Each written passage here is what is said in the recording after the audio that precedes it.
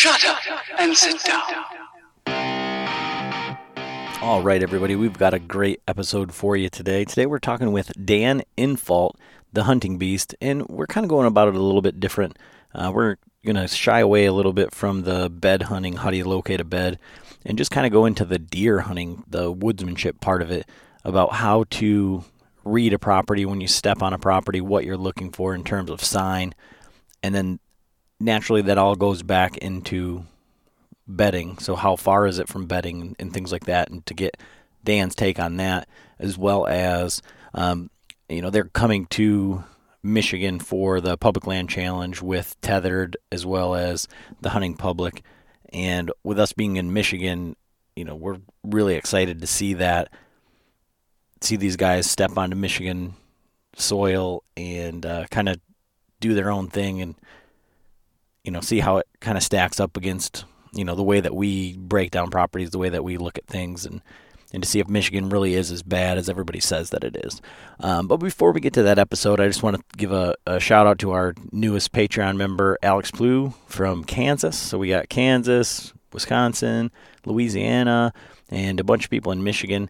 And I don't know if he signed up, to try and win that tree stand and binocular package. We're going to be giving that out September 25th. So the episode that comes out, the last episode in September, we're going to be announcing the winner for that. And that's giving back to our Patreons. So you can go and look on our Patreon account to see kind of what's going on there. But, we're giving away one of the new XOP tree stands, the Evolution, a pair of Vanguard binoculars, a binocular harness, and some of the VersaStrap minis from Tethered, as well as some swag from Bowhunter Chronicles as well, and anything else we want to throw in there. But, right now we've got just a few Patreon members, people that have supported the show. And when we started that Patreon, it's kind of a weird thing where, you're asking somebody to, kind of support what you're doing and, to help us out with, hosting fees and, gear and, whatever, things that we can talk about on the podcast. And we really do appreciate it. And when we set out to do that, we're going to make it a point to give back to those people. And so we're going to be doing quarterly giveaways, and this is just kind of to kick that off. So the next one will be right around the first of the year, and going forward, it'll just kind of, be 4 big giveaways, to thank those people that are supporting us. And so you can go check that out. If not, no problem. If you're listening for the first time, go on and give us some feedback on whatever platform it is, iTunes, Stitcher, wherever you're listening. And then check out our social media, follow along with us on Instagram, Facebook, and any of that sort of stuff. And tell a friend, if you like what you're hearing, tell somebody else, because that really helps us get out there and get in front of new people. And so once again, we appreciate every single one of the listeners, and we're looking forward to hearing the feedback on this episode. And thanks again to Dan for coming on and talking to us Michigan guys. So we really appreciate it. Hope you guys enjoy that episode. Thanks for listening.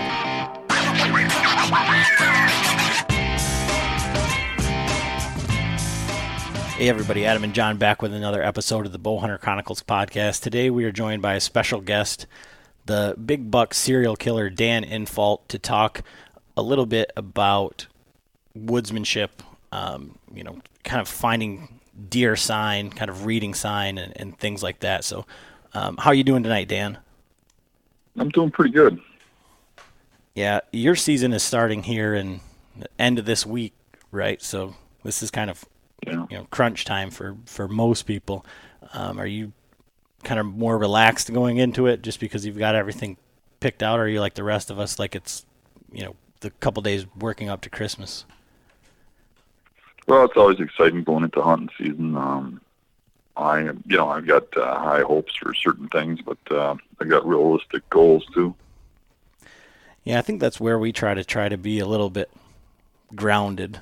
Our with our style of hunting, the properties that we hunt, the deer that we are accustomed to seeing, I think we have realistic expectations.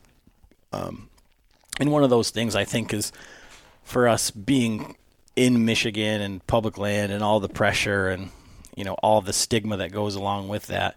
And, for the past couple of years following along, finding the hunting beast, finding kind of like the people that are on the forum, the people that you recommend talking to. We talked to Jason Campbell and Leon. Those guys came on, and those are guys that are in Michigan continually, getting it done. Big deer, so it's kind of re-energized the public land for us. I think. I mean, it's always been I guess for me growing up, it's always been a less than thing. So public land is, for the guys that don't have the farm, that don't have the food plots, that don't have that. So to get that sort of insight, motivation, role model, however you want to say it. But we wanted to talk to you about the woodsmanship side of it. So now Michigan has a baiting ban, and there's a lot of guys that are, beside themselves. They're ready to give up hunting. What are we going to do? Yeah, matter of fact, I was just up at the local pro shop this last weekend, and I was talking to Mitch, and he's like, he's had tons of guys coming in, upset. I'm going to quit hunting. I don't know what to do now. I can't bait. It's like, you gotta hunt. I mean, that's what it's not. Baiting to me wasn't. I've never really baited. I hunted over bait a couple times when I was younger with my buddy Jason, and I was like, that's not for me. But going out and getting, learning the woods and deer patterns, shit like that, that's hunting to me. But yeah, and so like for yourself, what does woodsmanship mean to you, and for the guys who may not even know what that term is? Well, it's going out and understanding the terrain, understanding the animals you're hunting, knowing where they're going to be at what times of day, and being able to make a game plan based on that. That's woodsmanship to me when you're talking about deer hunting. I think, too, when you're talking about the baiting and stuff, it's so much more rewarding when you read the woods, you understand it, and you sit up in a spot believing in what you're doing, and it works. Than to trick them or have some trap or something like that, to actually outsmart them in their own living room. That's really more of a thrill. And so for guys that don't have any idea of where to start, I kind of want to frame it. Last year watching you and Joe at the Public Land Challenge, I was just, I had so many questions about, how did you find that spot? How did you break it down? And how did you hunt that? So for a hunt like that, or like this year coming into Michigan, or for anybody stepping out of their comfort zone, how do you approach that sort of a hunt? I know it seems like from listening to everything that you do and following the videos and everything that's on the Beast and the way that you break down everything, these are properties that you kind of know intimately, so you know where from scouting and from boots on the ground and years of figuring it out, what's going on. But when you're stepping onto a property for the first time, where do you start, and kind of how do you break down each property as you step onto it? Well, half of the hunting I do is new properties, and half of it's stuff I've already done. So I go into new properties a lot. Where I'm hunting around home is probably like a lot of what you guys got in Michigan. It's where I'm at in Wisconsin isn't the primary. The primary is more western and southwestern. I'm in southeastern. I'm right in the middle of big populations of Milwaukee and Madison. But what we got around here is we have intermittent swamps and dry land and farms. And it seems to me in this heavy pressure, and I'm sure Michigan is the same way, it's like that when I go to the heavy pressure areas of Minnesota or wherever. Those big bucks learn to gravitate towards water. So the first thing I'm looking for in this high population area is swamps and waterways where deer can isolate themselves from people with water. And, thick areas and swamps. And then you got to still find the overlooked stuff, because there's some people that go in the water, but There's some little places off to the side usually where people just don't go much, you know. And then because there's so much pressure around here, any given property around here might or might not have a good buck on it on a given year. So I'm not going to waste my time hunting a property that doesn't have a big buck. And I think that's a mistake a lot of guys make, is they'll go to the same property year after year, especially if they've gotten a buck or two there. And they'll just keep hitting that spot. Where my mindset is to go find them. So I'll skip around a lot of properties until I hit sign. There's just big buck around, you know, like high rubs, big tracks. I see a buck, I get a trail cam pick or something, but I'm constantly moving until I find a target animal. And then I will start narrowing down the search on that property. And I'll look for, you know, once I know there's a buck on a particular property or in a particular area, then I will try to determine where he's bedding, where he's feeding. And I will skip around from, you know, bedding area to bedding area and hunt on the outskirts of it. And literally, like grid that property and hunt each section where I think he could be until I run out of property. And then I have to determine if I miss something or if he's actually bedding on property I can't hunt and coming onto the property. And maybe move on to a different buck, maybe search a little harder. But that's the mindset I take, is I go and find bucks and hunt them down. If I stayed on the same property, like most guys, I would never have the success that I've been having. So one of the things that I think, you know, I've heard talked about, and it's something that I still struggle with, and it's a trap that many guys fall into, is reading, you know, what makes that hot sign hot. You know, I've heard it said that, you know, Dan says you got to hunt sign when hot sign's hot.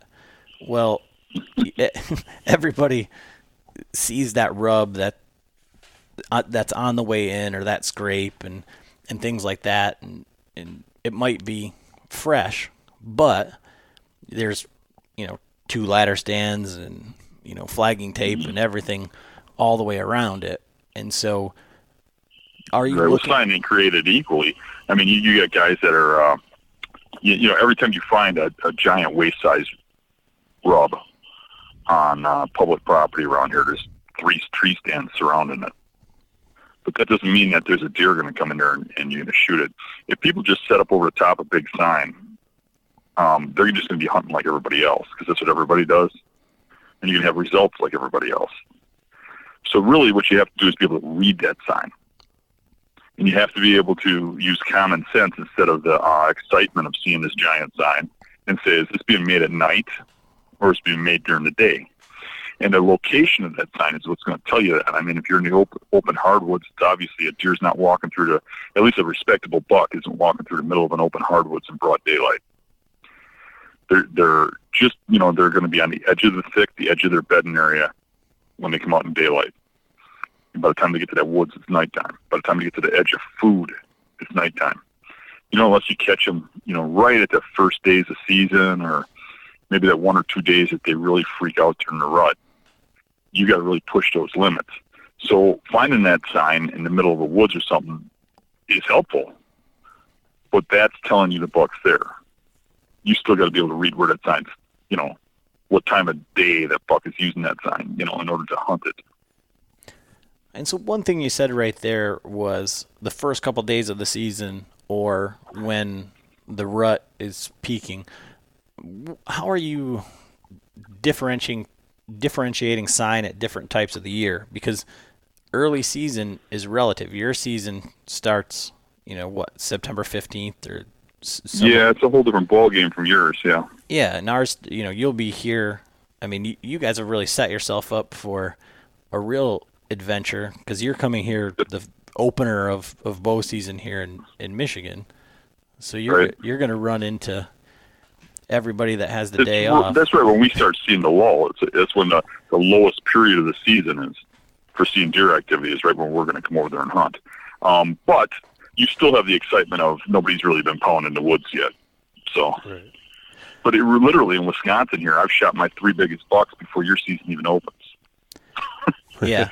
Yeah, in September. You know. Yeah. And that's kind of one of the things that I've like set a goal for this year for myself, and that's that realistic expectation is I just want to shoot a deer in the first week of the season, because that's always a time that I've taken it pretty easy because it's hot out. All of the stereotypical things that you guys talk about, that that why people don't hunt or take advantage of the early portions of the season is the reason that I've never taken it all that seriously, because that's not when the deer are moving. I would classify myself as a deer hunter, in the sense of I take my time off during the rut. I set up on funnels and places where the deer are going to be, where I know that there's deer, and I've had success in the past doing that, and that's just been hunting for me. But it hasn't been hunting, it's been hoping. It's been trying to get lucky instead of targeting animals and things like that. And so these past couple of years, it's kind of changed my thought process in the way that I'm approaching the season. But back to the question is, what is the differences in sign at the different times of year, and how are you reading that? And is there like different subtleties to what's going on, or is it you're just looking for a sign that buck is there whatever time of the year, as long as it's fresh and it's there, that's where you want to be? Well, big sign tells me I'm on the right property, or at least in the right area. There's a big buck around. Then it doesn't matter what time of season that is. Then finding that sign, coming out of a swamp or something. He's not coming out of that swamp for any other reason than he lives in there, probably. It's possible he travels through the swamp quite a ways, but there's a good chance he's bedding on the edge of that. So I'll hop around on a new property and I'll hunt those trails coming out of them swamps and stuff. So if I find big sign on a property, I'm going to start following the transition lines of swamps around. I'm going to start looking at islands and stuff. And when I find sign in those spots where it's on the edge of thickness, and for me, that's where you start getting that woodsmanship eye, where you can start tell, what's bedding and what's not based on what you've seen over the years. And, it's hard to describe over a phone or something, but it's, certain shapes in the terrain, like points going up to the swamp and tapering down ends of islands and stuff, is where, the beds always show up over and over and over again, and where the bucks always show up. So after a while, you get an eye for that.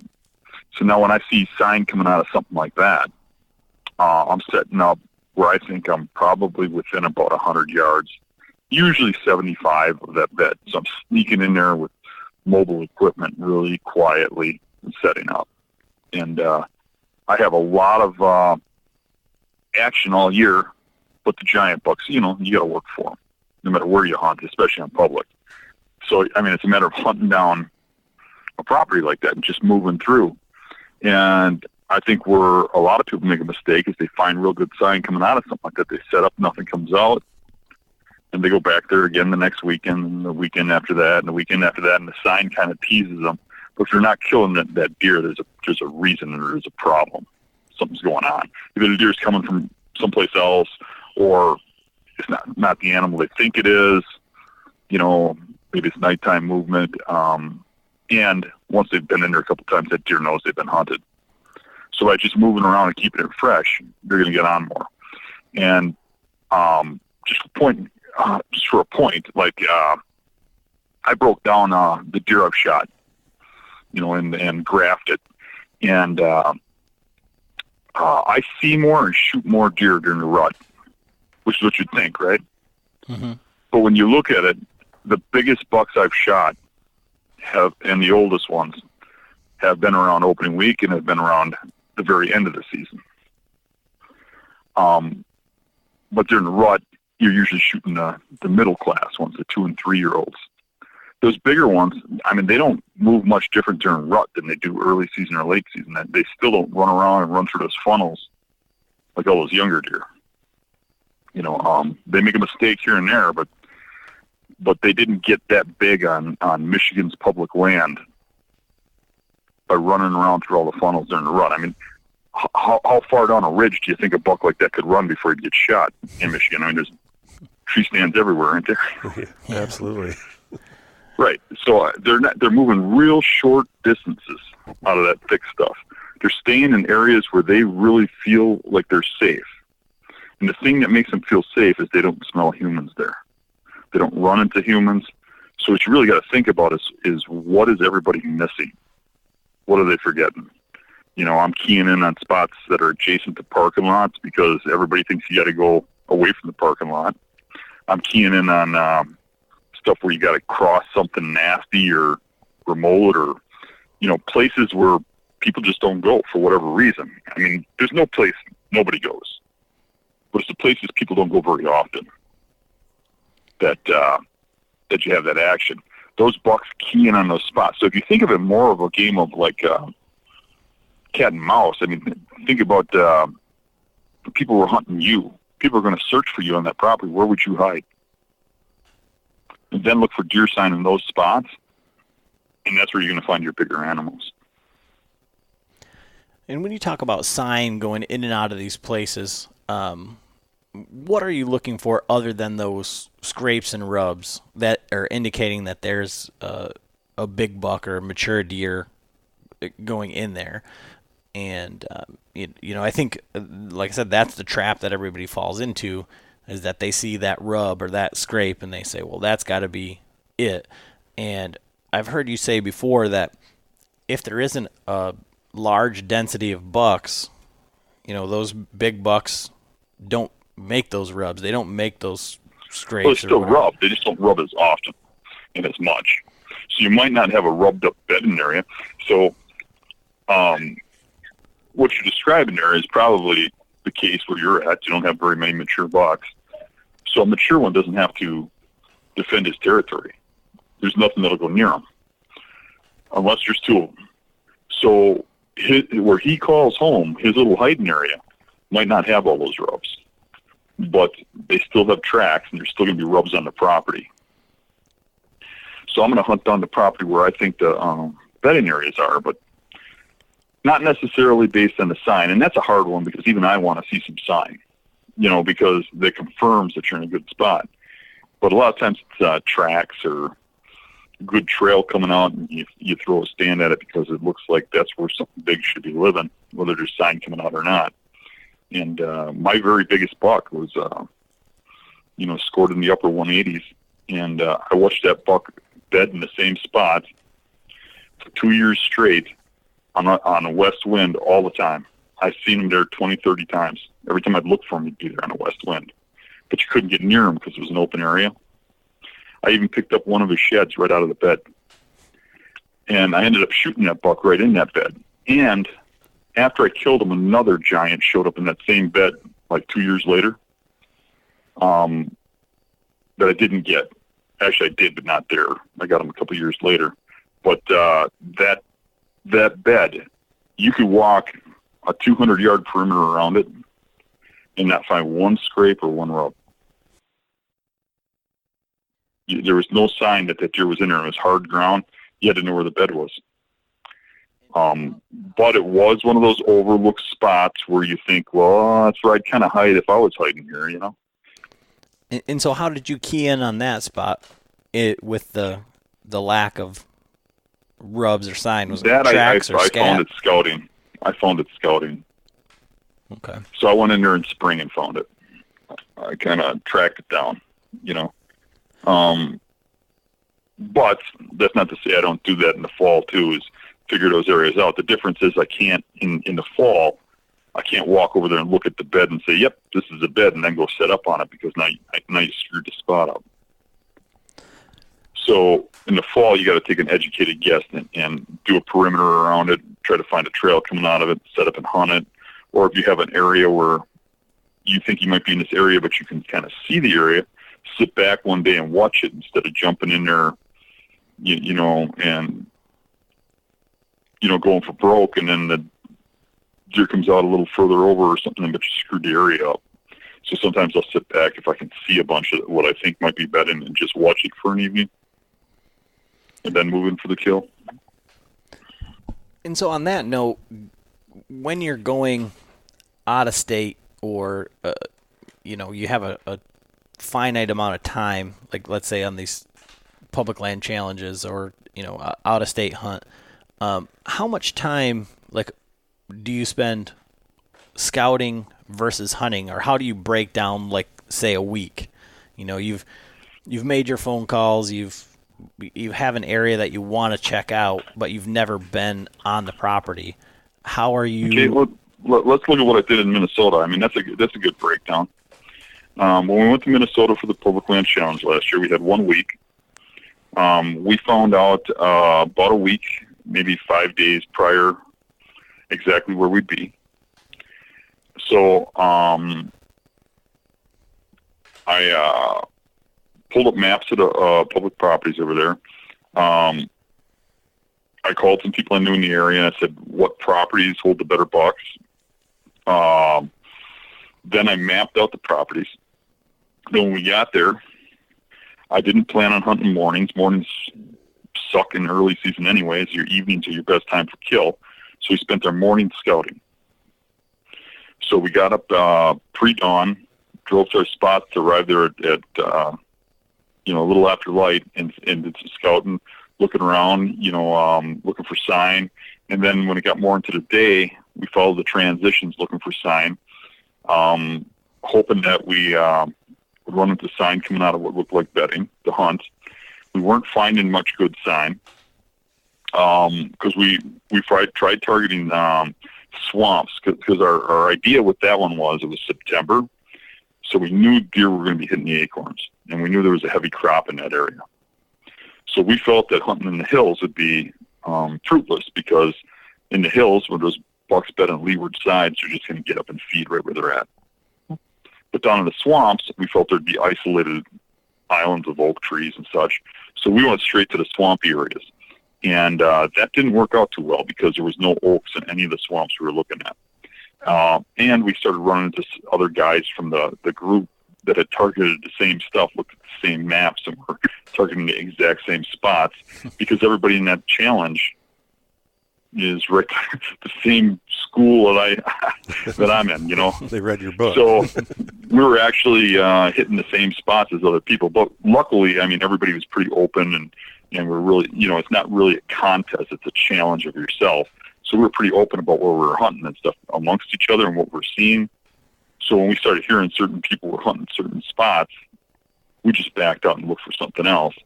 And I always have the mindset, if other people are looking at it, it's probably not as good as I perceived. I want stuff that everybody's overlooking. But I could not get on good sign. All the sign I was seeing was old. It was telling me that the bucks had moved into the hills for the acorns. And you go into the hills, and the bucks are bedding on the hillside, getting up, feeding. They're not moving. So then we had to shift game plans midweek. Okay, what do we got to do different here? And I felt that, and Joe felt, that we needed to find a swamp or a marsh that had isolated oaks, which is what we intended to do when we got there. So I started searching some maps and stuff, trying to find something in Minnesota with a marsh with cattails or red bush and oaks. And then I called some friends and stuff, and a friend told me about a big marsh in the center of the state, and he said it's got a lot of isolated oak islands. So we got a hold of some maps of that, and it was a little hard at first, because we got over there and there's a whole bunch of stuff. Half the marsh was closed. It was like refuges and stuff that we didn't expect. So we had mapped out stuff to hunt. Then when we got there, we couldn't hunt. And then there were signs that were confusing about whether or not you could hunt certain areas. So we had to go to DNR and find out what we could and couldn't hunt. And then we finally found an area and started hunting it down, and then we got into that big sign. So once we hit big sign on the edge of this swamp, we knew we were in the right area. There's something big in there. So then we were like, it was a big area, but we were figuring they're not bedding in water, and most of it was underwater, in cattails and water. So we're figuring they're off of the island. So we went from island to island to island to point along the mainland, and we just hunted that area down until we were pretty sure that buck would be at one particular island that was further back out based on the sign. And then it was a flip of the coin. It was Joe's hunt, and he went out there and he got that buck. And it took us about 5 days, and it was a mature buck. It was maybe 4 days, or something like that. But it was a pretty good hunt. Now, my strategy will be pretty much the same going into Michigan. I'm going to be looking for swamps. I'm not going to be so much looking for the oaks because they're probably going to be eaten up pretty much by that time. But I'm going to probably look for swamps that are isolated, that are, maybe if I see crop fields along the road on the private side, I might look at some little brush areas I don't think anybody would hunt, but might hold a big buck, and look for tracks crossing the road, going into those crops, telling me that there's something in that little patch of swamp that's public or whatever. But I'm going to go around the swamps, and first I'm going to do drive-bys. We got stuff we're going to map out. We're going to decide on about probably 8 or 10 properties. We're going to go to the ones we believe are the best first. We're going to drive around them, look at them, look at the sign, look at the hunter sign, try to envision what they're missing. How could a big buck live there with all this pressure? If we see a way that one could get away in there, we're going to probably target that spot and give it a shot. Try to find that sign and just keep moving from property to property to property until we find a big buck to hunt, and then we'll hunt that buck down. And that's how we'll handle the challenge. And so, on that hunting that buck down side of it, and kind of back to the woodsmanship thing, there's so much marketing and all sorts of things that go into, guys want to buy the latest and greatest. They want to have all this gear. They want to have every single doodad and thing that they think is going to give them the best edge, or whatever TV tells them that this is what's going to be the next greatest thing. What are you taking in for equipment as far other than, stand and sticks, bow? What else are you bringing in when you go in there? And then when you're scouting, when you scout, are you bringing in your stand? So if you find something, you're going to set up right there, or is that depend on the time of year or things like that? More the time of day. I mean, if I'm scouting midday, I might leave the stand behind because I can cover more ground. Okay. But if I hit something and I know I'm hunting it, I'm not going any further. Okay. Because I don't want to wreck the next spot. Right. You know what I'm saying? So I'm going to go back, get my stand, set it up, and then hunt. So if I know I'm hunting something, I'm just stopping. If I'm not sure, this is huntable, but I'd like to go further, I might scout around, and if I find something better, hunt it. And if I don't, go back. But if I find something I know I'm hunting, then I don't go any further. Okay. But your equipment that you bring in, some of these guys bring enough that they could do a 2-day overnight with them. Yeah, I mean, most guys got a backpack, and they got more stuff in it than I take on a week-long trip with my kids camping. Right. So I take a bow, my arrows, a knife. I usually got a little saw in my pocket. I got a little flashlight, a little rope to pull my bow up, a pot of milkweed, and that's about it. And so, John and I are just kind of looking at ourselves because it seems like, you try and get rid of all this stuff that you don't need or whatever. But I truly do believe that kind of goes back to that woodsmanship thing. So people are always like, well, what if I get lost? What if I do this? What if I do, what if? So I guess back to the whole, like I say, like woodsmanship thing, how do you address the navigation? What happens if you shoot something? What happens if, you only have one flashlight? I usually come out, get my partner or something, go back in and retrieve it. I'm never afraid of getting lost down here. I mean, sometimes when I've hunted up way up in the northern wildernesses, then you got to worry about a little bit. You're a little more careful. But down here, I mean, you can't really get lost. I mean, you can get off track a little bit where you get a little wet and swear a little bit, but you don't really get lost. I'm more at home and feel safer in that woods than I do on the city streets driving a vehicle, or walking into a store. I'm at home in the woods, and I think not everybody is at that point, but I am. I mean, I feel like that's my living room, you know, and you kind of got to get that way. I mean, where you like being out there, and I think part of that is because I move around so much. I mean, most guys sit on the same property all the time. I'm constantly navigating and looking at, scouting new properties. I'm constantly going into new public grounds. I'm constantly trying to find stuff. I'm constantly mapping stuff out. So for me, navigating through public property just comes naturally. And literally, you get to be a better hunter the more of that property you look at, because you really start to put two and two together. You see the same thing over and over again and start to see trends, and you start to understand, oh, this is what they're doing after you see it 5 or 10 times and it kicks you in the head, you know. So you get better at doing it as time goes along. And that's the frustrating part of what I do is I think just a learning curve. And, you know, a guy sitting over a bait pile, like you're saying, he has deer come in here and there, and eventually he gets a deer. But, you know, he literally struggles more than he probably even realizes that, you know, how many times those deer circle downwind, or they come in, they bust them, and they figure them out, or they come in on pins and needles because they know it's a trap. Where when you start hunting the way I hunt, you're going to start seeing a lot less deer because you got to start figuring things out. You got to start learning. But if you can struggle through that year or two where it's hard and work your way through that, all of a sudden it'll get better, and the hunting's better than over that bait pile. You'll see more bucks, you'll see bigger bucks, and it'll start becoming more fun, and you'll start learning more about the wilderness. You'll start seeing more animals, because so much stuff is shying away from you when you keep going to the same spots like that. For that, and the deer, coming in, when you go in and scout out a spot, set up a tree, you know, and the deer come in on their natural pattern, there's nothing like it. I mean, when you're sitting on a bait pile and they're coming, like you said, pins and needles, it's not even comparable. I mean, you know, you get the deer walking through and they have no clue you're sitting there. I mean, I've had that happen so many times, and it's just like, yeah, you know, that's such a good feeling.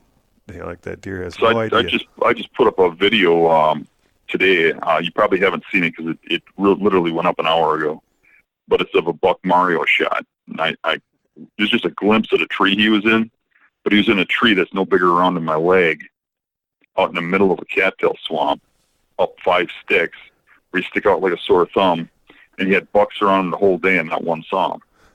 And when people see us set up like that, they're like, what are you, nuts? Every deer in the world's going to see it. You know why they don't? Because nobody's ever sat there before. Right. There's never been a corn pile there. Right. You know what I'm saying? Yeah. They're not looking for you. Yeah. So we get away with a lot more, too. You catch them completely off guard by going to the spots where they do not expect people. Right. Every time I hunt, I'm in a different tree. Yeah. Yeah, I mean, our listeners have heard this because, like, last year I had the best season that I've ever had, and I got wet. I mean, I went over my hip boots. I was pouring water out every single time. I was cursing. I was falling down. Everything was, like, awful. I hunted less days, but I hunted with a purpose. It's the first time I've ever killed 2 bucks in 1 year. And they were both trees that I'd never even seen before, let alone, you know. But the one I walked into a spot and said, you could kill a deer there. I walked through it in a rainstorm and went back 2 days later and shot a 2.5-year-old UP buck there. And I missed a bigger one in the morning 100 yards away. I actually think I kicked that buck up walking in when I missed the bigger one. And then I went out into this marsh, and gray light got set up at 9 o'clock in the morning and shot the biggest buck I've ever killed in Michigan at 14 yards, just walking in to check out what's going on. That was rut, and like I said, I think that was kind of luck, but I mean, sit for sit, I only sat maybe 15 times all season last year, where every other year it was like I felt like I had to be out in the woods just because I like to bow hunt rather than hunting the right time, the right spot, you know, hunting with a purpose. And it's just a completely different mindset. And so going into this That season. hunting with a purpose is really a key point. Yeah, I mean, it was not. I didn't sit the same tree. I didn't sit the same area. I was bouncing around here and there and everywhere. And you talk about like really getting to know a property, and Jason, I talked back and forth with Jason Campbell, and he said, you need to pick an area and you need to learn it like the back of your hand, where you can just go in there in the dark. It doesn't matter. You could be dropped off anywhere and just know where you're at. And I found a spot where I'm starting to break down the spot, and I've been going in there all summer long, and I hunted in there last year, and I found it 2 years ago. And I came in from a different access way, and I walked up to the spot, and I'm like, I've been here before. I knew where I was at, and it was exactly like you said. It was like kind of like the aha moment where it was like, okay, this is why the deer are doing this. This is why. And it's a completely different like mindset. And one of the things that I really appreciate that I've heard you say, or some of your posts kind of have addressed, is not that you want people to, strive to kill big bucks or whatever. You want them to be big. You want them to be better hunters, and to stepwise kind of move up through their progression. So for our listeners that are like, we've got listeners that have only hunted, 2 or 3 times, or, that are, just getting into it. They're never killed a buck, never killed a deer with their bow, and they're really stepping out there. So what advice would you have for like that guy who sees social media that says, okay, well, you have to shoot a 140-inch buck to post it. You have to. Yeah, just enjoy the ride. Have fun. Don't worry about what anybody else thinks. Because I'll tell you what. For all the huge bucks I've shot in my life, the most memorable, the most exciting, the ones that bring a smile to my face are the ones from my childhood that were small, a little button buck or 6-pointer or whatever. When I was just out chasing around with a bow, flinging arrows, that was the funnest time of my life. Just go out and have fun. A big part of it is that you feel that pressure, like you have to kill one to be somebody. You're telling everybody you're a hunter, but you don't have really anything down or nothing big or whatever. None of that matters really. And you think it matters, and you think it matters to all your friends and your family and stuff, and that don't. Everybody that loves you anyways. And everybody that hates you anyways. And it doesn't matter what you do, none of that will change. And if you shoot a big buck, 2 years later, nobody will even remember it. I mean, I got friends, I don't know what the hell they shot last year. I don't care. They're still my friends. I don't care what they do. Nobody really cares. It's a personal thing. And I think that's what those new people have to get over, is it really doesn't matter. If a buck comes in, they don't feel comfortable, you don't have to shoot it. Right. If you want to shoot it, shoot it. If you don't. And it doesn't matter how big it is. You can show it off if you want. You don't have to. You don't have to post it. You don't have to say anything about it. But you can if you want. I'd be the first one to jump on somebody for getting on somebody about the size of their buck. I mean, that's a personal thing, and who cares? Right. It's go out and have fun. That's what it's about. And you gotta imagine a guy like me didn't get to where I'm at by not starting out shooting small deer. Building my way up. A lot of these young guys think they got to start out with trophy bucks, and I tell you what, the time to learn how to shoot a big buck is not when you're staring at one out of a tree. Right. You need to build your way up to that, because it's a whole different game when you get to that level. And just go out and have fun. And the biggest thing too is that if you really strive for that success, the more you scout, the better you're going to do. I got like a 3 times philosophy: scout, hunt. So I'm scouting 3 times more than I'm hunting, even during the season. I'm always out searching. And if you do that, you'll have good results, because even a blind squirrel stumble into some good stuff. And your scouting's when you're learning. It's not when you're sitting in a tree. You're not learning anything sitting in a tree waiting for a deer. you're learning when you're walking around, looking at the sign, looking at where they're coming from, deciphering, and making it more into a game, and the whole bait thing, and the blind calling and all that crap. It's just all that is entertaining you. Go out and hunt those deer. That's what's gonna be fun, and that's what's gonna be the adventure, and that's what you're gonna remember is the time that you outsmarted that buck. And when you find a big buck and you start hunting it, it starts to get fun. He's in there somewhere, and then you start making that chess game to hunt him around, and that's what your listeners that want to do that should strive for. Yeah, I think that's the whole reason we started this thing is because it's more, and there's so much more that goes into it, but it's so much more fun to share the hunt, to share the harvest, to share the experience with somebody. If you could have $1 million on your wall and have nobody to share them with because that's all what consumes you, or that's everything. It just matters the size. And I think so many people get wrapped up into that. And for us, one of the things that we've said for the whole time we've been doing this is that every harvest with the bow and arrow is a trophy. And, you've really accomplished something. We try to, instill that, and, that's the way that we live. My father-in-law, he's probably a little bit older than you are, and, started hunting for food when he was a kid, hunting everything. Shooting rats in the kitchen with a 45. They weren't eating the rats, but, that's the way that he grew up. And he's killed a multitude of small bucks, and every single one of them might as well be a 150 because he's just elated every single time. And, when I was coming up, I never killed a deer with a bow until I met my father-in-law and started hunting with him. And they didn't shoot does at that time. They only shot bucks. And I passed on a lot of does. And finally he just told me, maybe you need to get a few under your belt. And it kind of goes to what you're saying of, the time to kill a big buck or to learn how to shoot big bucks is not when you're staring at one.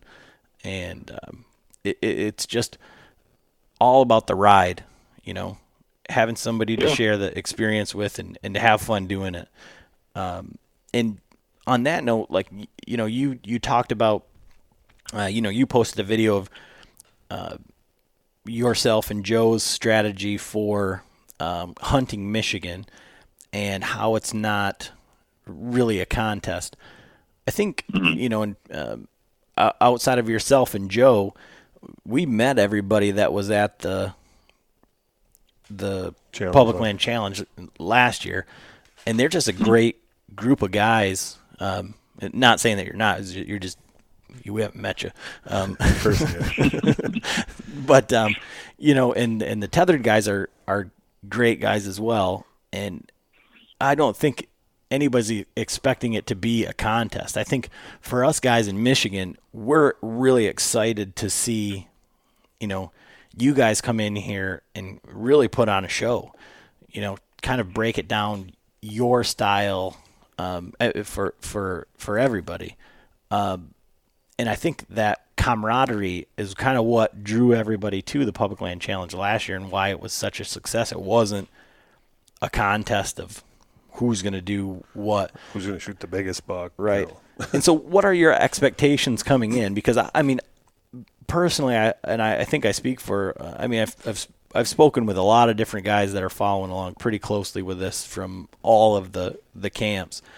And I think that you guys are going to kill more than one buck this year and probably some pretty substantial deer. But those deer are going to be substantial deer for Michigan. I think the expectation of Michigan deer is, I think I saw in one of your videos your son killed the wounded 7-point or 6-point, and you guys called it a Michigan booner.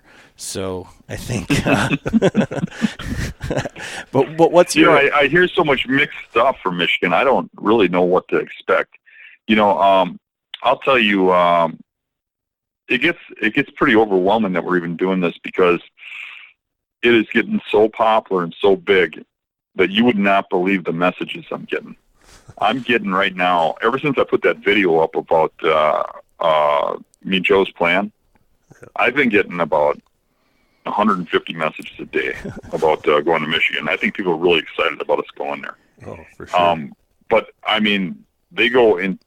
It is so weird, because I got people telling me there's a booner behind every bush, and not to listen to what you've heard. And I've got people telling me that you're going to get attacked if you park in a public parking lot with out-of-state plates. People are getting shot on all the public woods. That one guy told me that the only way you could shoot a buck 100 inches or bigger anywhere in Michigan was if you did it opening day. After that, all the bucks are pushed out of there because there's a guy every 50 feet. Now, it's every extreme in between. You know what I'm saying? And I know somewhere in the middle is the truth. For sure. I don't think it's a lot different than where I'm at over here. I do think you don't have as big a bucks as I got here. But I look at the record books, shows that Michigan is the 10th best state for boone and crockets. So there's got to be some good genetics there and some good bucks. Yeah, there's definitely some big bucks. It's just so you know, pressure or not, they're there. Right. So my job is to come in there and find them and kill them and prove pretty much to myself that I can do it. It's not going to be easy, and I get that, and Joe gets that, and I think the rest of the guys get that too. But we'll see what happens. I mean, we'll go in there and we'll all work together like we did in Minnesota and share notes and stuff and run around. And I mean, when I hunt out of state, especially in the challenge, I'm hunting 24/7. I mean, we'll be getting 3-4 hours sleep. We'll be scouting maps at night. We'll be running around crazy, hunting all day and scouting all day. And I love it. That's what I live for. When you're back home, you got your honey-do list and you got your job and all that crap, and you still got to find time to hunt, But on the challenge, that's the only thing I got on my mind, and I'll put in the full effort, and we'll see what happens. I don't really have any expectations as of yet. I guess I'm going to go into it and see what I run into, and go from there. I mean, I believe I can get 2 tags if I buy them in advance. And, maybe a good 100-incher or 120-incher will tickle my fancy. Maybe not. It depends on what I see for sign. If I start scouting those properties and I'm seeing decent sign and I know something big is around, I'm going to hold out for something big. And that's kind of the same way I do it back home or any place I go. I'm hunting what's available. I get a kick out of these guys that tell me I only shoot 140 inches or up, or I only hunt 150 inches or bigger. Okay, what are you doing a year that there's nothing that big? You just don't hunt? Right.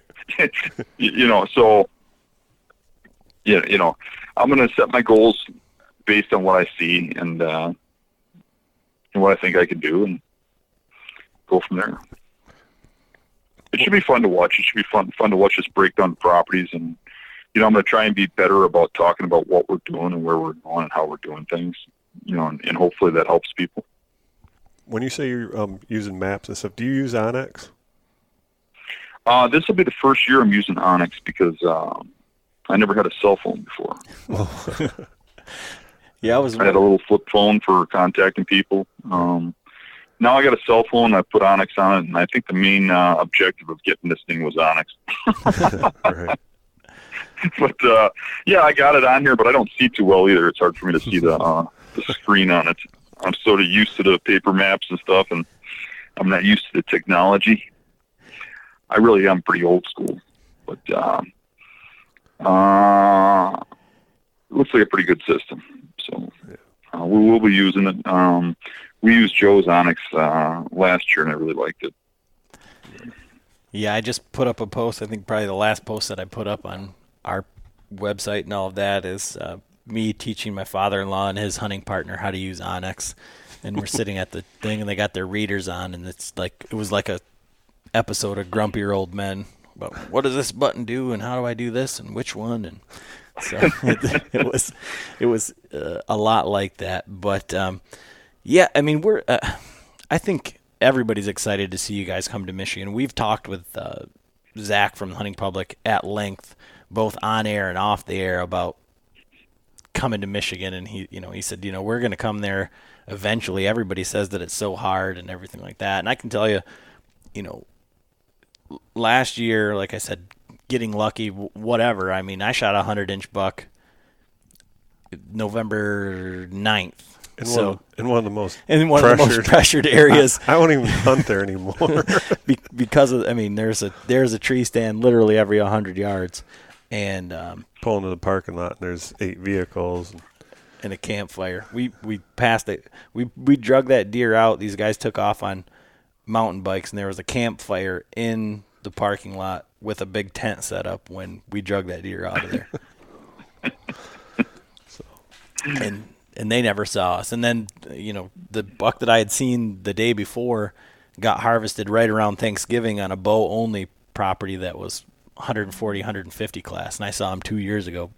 That was what got me hooked on bed hunting, because I did everything that I had learned, and it was kind of like the quintessential hunting beast forum story is I saw this buck, I went in to set up, and that was before I went to stand and sticks, climber on my back, and got there, and there was no tree to put a climber in. Stepped 20 feet too far into the wind, and he stood up 60 yards from me. And he was 130 class buck at that time. And the picture of this buck, they said he went 160s, but it's a big buck. And on another super pressured, and we're not in any of the trophy counties by any means, lower Michigan. Do you know where you're hunting in Michigan now? I do not. We got the area got changed because the location slipped out. Yeah, I was wondering about that. I can't imagine the amount of messages that you get, because every single day I'm messaging somebody about, like, do you know where the hunt? It's people are asking us as far as like what's going on. So. I would like to see him rent a private farm to camp on or something. Not that we'd hunt there, but to camp there, because I think somebody's going to find us anyways. And as soon as they do, and somebody's going to say something on a forum someplace or some crap, and we're going to get overwhelmed with people. Even in Minnesota, I was getting my phone was buzzing constantly with my little flip phone with messages. Hey, Can we join you? Can I come bring you some chili? Can I come hang out? Since you're in the area, you guys want to stop by and eat with my family? And it's like, I'm hunting. But everybody wanted to come and meet and hang out and all that crap, and we just don't have time for that. Right. None of us do. Even the hunting public crew, the guys that aren't hunting are editing or running around doing things. And I hope nobody finds our location, but or if they do, they keep it quiet. But I would imagine it's probably going to get out. Right. Well, Dan, we've had you on here almost an hour. I don't want to keep you too much longer. One of the questions that we always ask, and John's kind of a nerd about it, but what is your bow setup before you're shooting? I'm shooting a Forge Surgeon. Actually, they upgraded it and called it the Forge Serial Killer. They named it after me, and he was going to make one, but he went out of business now. So the company's out of business. The bow company, it's for sale if anybody wants to buy it. But anywho, yeah.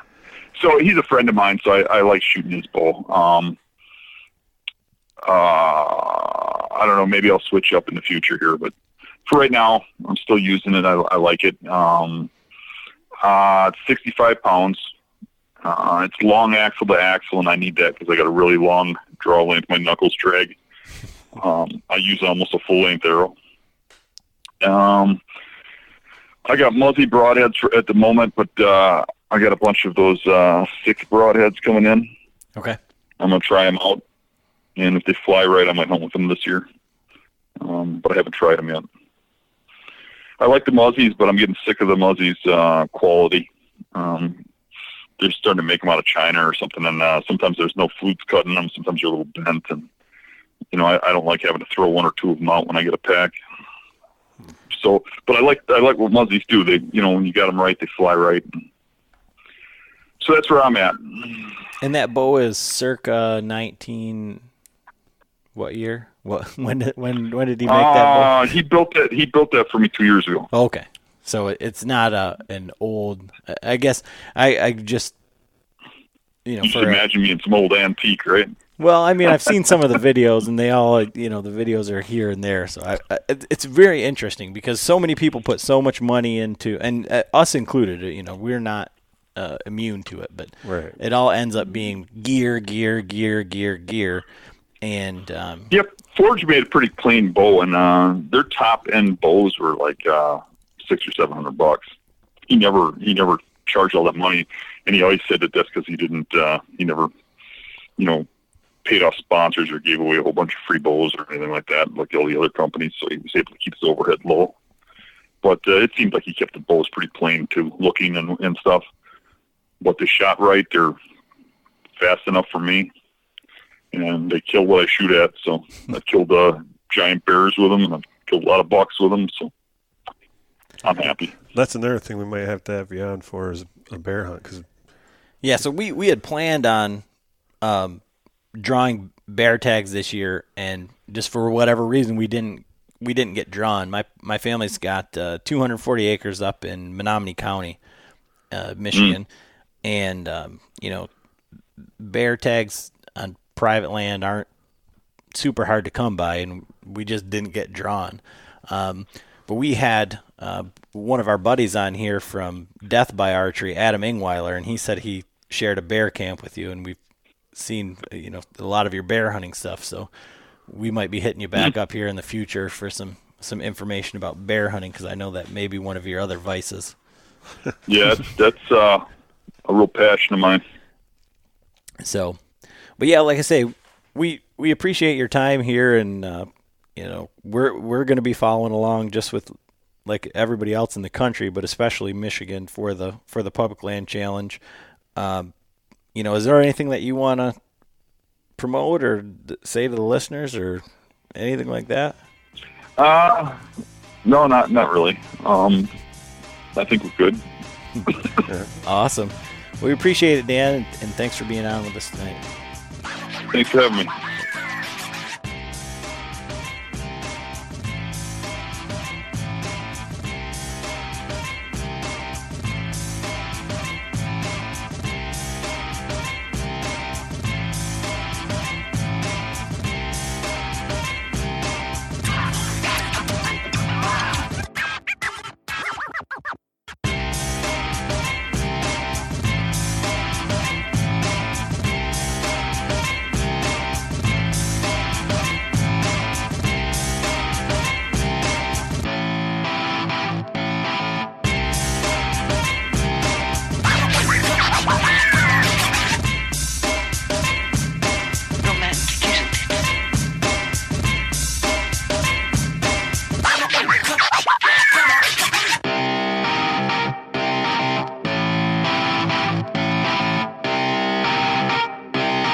Shut up and sit down.